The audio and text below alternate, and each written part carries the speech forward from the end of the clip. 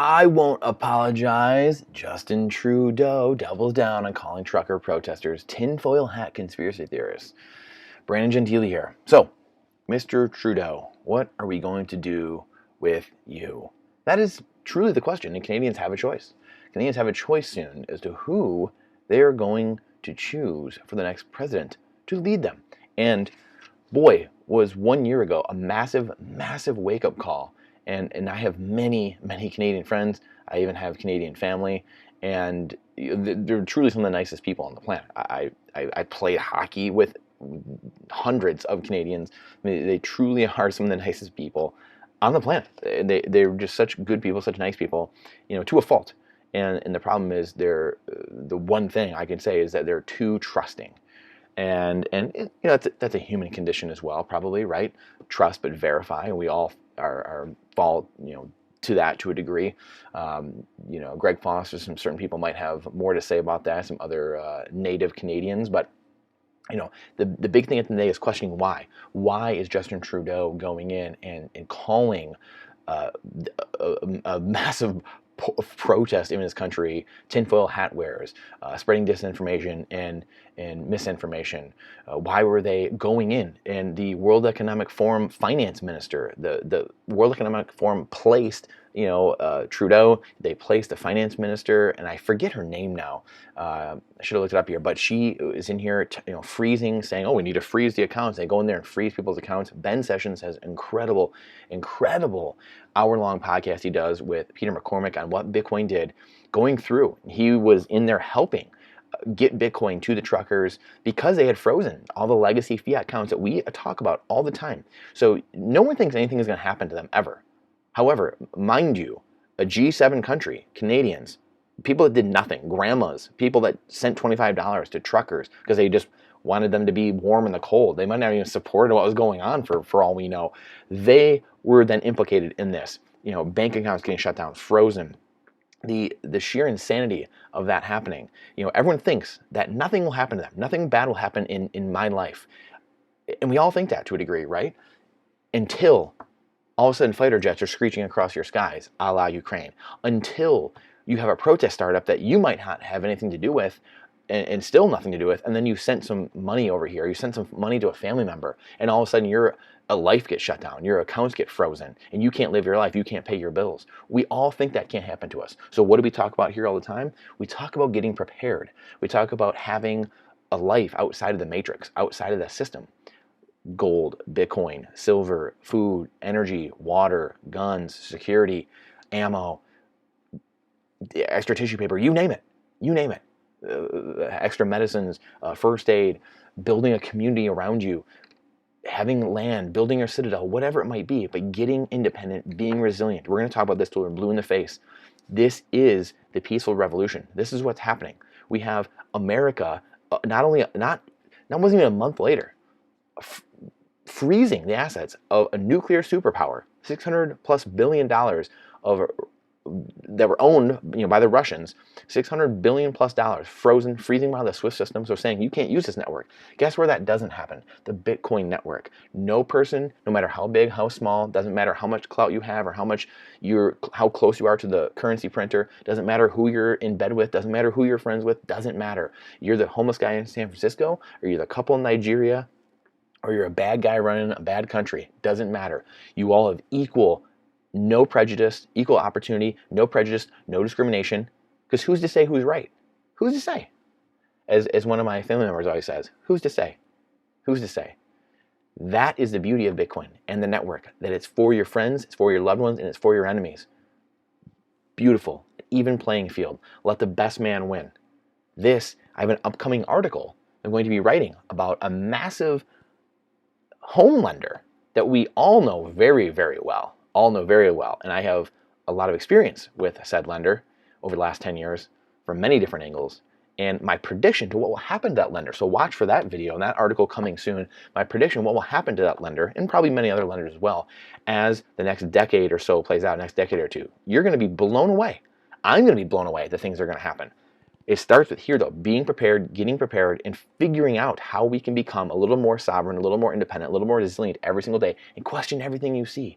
Question everything. Trudeau is starting to get hammered, starting to get pushed back, actually get grilled or questioned on things. And he's like, well, I didn't say that. I said it was just a small segment of that intransigent minority that was tinfoil hat wearers, when it's clearly not, as we can see in here, what he said. You can go through this and read this. And again, they take things. BJ Dichter's another amazing person. Canadians that were in on this. Ben Sessions helping people, and they were in the protest. And BJ, I think, has a book coming out, Honking for Freedom, I believe it's called, and it might have just come out, but documenting actually what was going on in the middle of all this. He was a huge, pivot point person for all this and what was actually happening, and hearing the actual stories of what was happening and the true peacefulness. I have one of my great buddies I played hockey with, who's the last 12 years become a big musical artist, Armando, and he is, you can go look him up on Spotify, everywhere. Amazing. He had a song called Rise Up, going through, was traveling with the truckers for a while, and just amazing people doing amazing things. I mean, one of the nicest guys I've ever met in my life, and just tough as nails too. But now he's a singer, big guy, he's bigger than I am even, and but one of the nicest guys. Has an unbelievable voice. He's an unbelievable singer. He's got thousands of followers on social media, thousands. Been climbing the charts for years on Spotify. Just an amazing guy. And these people are all involved. I know all these people. They were involved in that protest. And you have government leaders doing what they're going to do, especially Klaus-picked, hand-picked people. So question everything. Question what is going on. I mean, a good rule of thumb is when someone from the government says anything, you should automatically think the opposite is true, and then work toward the middle to try to find the answer. That's the best thing. So nothing on face value should be taken as serious, really, from the media probably, or from government officials. And then you have to you take the other side. So they said one thing, you take the other angle, and then you start working toward the middle to find what the real solution is. And maybe the answer is somewhere like over here, or maybe it's somewhere over here a little bit. Maybe not, might not be in the middle necessarily. But we have to be able to figure out and debate what's going on and figure out the truth, because we have people saying and doing ridiculous things just to keep power. And this only happens in a broken monetary fiat legacy system. That's it. It only happens there. When you fix the money, you fix the world. That's why it's the saying in Bitcoin: separation of money and state. Putting the issuance of money, as Thomas Jefferson said, back in the hands of the people. So many people say, what is the answer? What are you saying the solution is? Well, the solution is getting onto a Bitcoin standard, running your life on Bitcoin. In running your life in Satoshis, removing yourself. The Bitcoin ecosystem is massive now, and people are going to be blown away when they see how big the network is already, and what you can do with the network, and how much is being built on the network. And again, if you guys are liking this content, please like and subscribe. And I've been shifting a lot of things that I'm doing to focus on providing unbelievable content here going forward. And I'm going to start increasing in 2023 what I'm doing, the amount of content, the places I'm kind of doing it, but also bettering the videos, the YouTube channel, things like that. So please let me know what you would like to see. Please like and subscribe and share this out with people. Let me know what you'd like to see. However, this is the game plan, though, going forward. It's becoming sovereign, becoming independent, resilient. And you don't have to do it as 100%. This doesn't mean prepping and living off the grid and living in like a hut in the ground. You dug yourself a cave. It doesn't mean that at all. You just mean being prepared. I mean, we just did a video the other day, right before New Year, right before Christmas, I can't remember, about all the grid attacks and just all the small, seemingly insignificant grid attacks that are going on, and that no one's talking about because they are small. 100 people without power, 1,000 people without power, 10,000 people without power, 6,000 people without power. So it just goes in the radar. But you'd be surprised. I was researching how many attacks there were.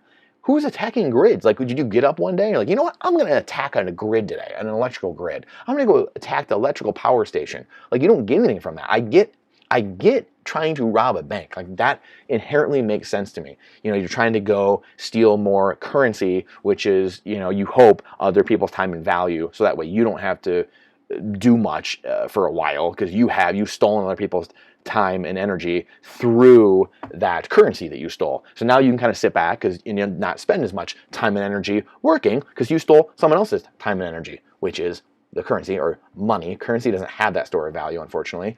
So money has that, right? And it goes back to coming full circle, making the right trade for yourself, only trading your finite time for a finite asset. And the only other finite asset I know is Bitcoin. So what is the solution? Again, I've been asked this a lot lately. The solution is getting on a Bitcoin standards, using Bitcoin. Instead of using Venmo or PayPal, using Bitcoin, using Strike, using Moon wallet, sending Bitcoin back and forth to your loved ones, to friends, paying for things, paying for your pizza, whatever it is. Little things here and there, just zipping it back and forth within a fraction of a second, no fees. You're not getting 3% Venmo garbage and all this stuff. Using that to your advantage. It's using uncensorable money, and it's also saving in some uncensorable money because you have no idea what's going to happen. That is how we start changing the culture and start taking power away from the unproductive class and putting it back in the hands of the people. The more this network grows, the higher the value of Bitcoin grows, and the more people that subsequently join the network. That's game theory. So then we don't have people handpicked by Klaus Schwab like Justin Trudeau doubling down and calling people names and polarizing people and pitting people together against each other in the Coliseum, bread and circus. Well, here, we're going to give you some more stimmy checks, so we'll settle it down a little bit. And then we're going to go debase the currency more and print some more, and we'll freeze your accounts over here if we don't like what this guy said. It's clown world. So live in a different system. If you don't like the system, if you think it's too polarizing, if you think it's too divisive, then remove yourself. Remove yourself. We've never, ever, ever had this chance in human history. We've never had this. You just had to get run over. Attila the Hun or Genghis Khan or whatever, they just came in and ran you over, pillaged you. You didn't know, and no way to fight back. You had no firearms or whatever, right? Like there's no Bitcoin to run to. You just, sorry, you got beat over the head. They, took out your village, and that was it. You're gone. Took all your gold and silver, your wealth, whatever you had. Took all, your family. Gone. See ya. Now we think about how amazing life is. The medical care we have the ways to defend ourselves, physically, monetarily. That's the life we live now, and so few people take advantage of that. It's truly mind-blowing to me that we have so few people that don't take advantage of the security we have, the freedom. But it comes through freedom. That doesn't. This is where people get messed up. And on this, people think security comes from the government when it's exactly the opposite. They're there to secure the rights that we've given them the ability to protect. You, through freedom, have the ability to secure your own being, your own freedom through your guns, ammunition, food, energy, water, Bitcoin, uncensorable money, have some gold and silver, just some analog money, just in case. That is the difference that we have that no humans have ever had in all of history. We have that. We have that ability to do that now. We can grow gardens on our porch in our apartment complex now, for crying out loud. There's so many things we can do to supplement what we're doing, to give ourselves more freedom, to give ourselves more sovereignty. And I hope more of us use it, because that means government will be out of our hair, which is what we know 90% of people want, which we've talked about. We've talked about most people want government out of their lives. We know both sides of the aisle say, don't touch my body, don't touch my body. Government, get out of my life. We know that the Tea Party, we know that Occupy Wall Street here in America 12 years ago was a same coin, two different sides, saying two, in essence, very similar, identical things. One was saying, Occupy Wall Street, hey, bankers, screw off, don't touch us, don't screw with us, you're done. The other side, Tea Party, was saying, hey, government, stop ramming things down our throat, stop touching us, stop screwing with us. It's the same coin. And once we realize that it's not red versus blue, it's the state versus you, it's collectivism versus individualism, then we win. Because guess what? 99% of us, a lot more than the 1% of them. Appreciate your time and energy. It's the most important asset we have. Please, let's get prepared. Let's build community. Let's get prepared. Just do a little bit. 5, 10, 15% more community, more preparation, preparing for anything. Weather, we've seen weather all around the country, seeing all kinds of crazy stuff happen, right? Let's get prepared. Remove yourself from the system. There is a parallel system, as Jeff Booth says. I'm going to build the future. That's what I want to do as well. I want to build a future that I want to inherit. I want to build a future that my grandkids are going to inherit. So I'm going to go build that. I'm talking to the people that are building that future. I'm going to help build that future with them and be the change makers, the change I want to see. So I appreciate you.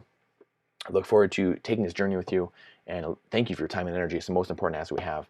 And please like and subscribe to the channel if you haven't already, and please share it with someone you think might get something out of this. And and go check the video out, like I said, about the grid attacks. Please go check that out. Crazy stuff going on. Blown away when I saw that. Look forward to seeing you on the next one.